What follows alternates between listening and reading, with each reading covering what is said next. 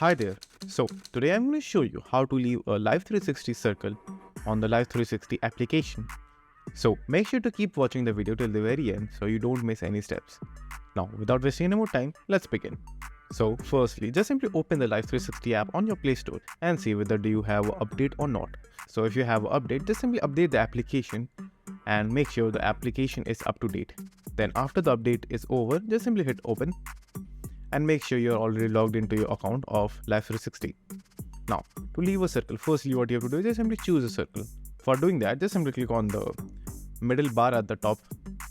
Just simply click on the drop down box and choose the circle that you are part of. So over here you will find multiple circles if you have multiple groups. Now just simply choose one of them. Now after you have done that, just simply click on the gear icon at the top left corner. Then over there you will find the option called Circle Management. Click on it. Then over there you will find a column called Leave Circle. So choose that option.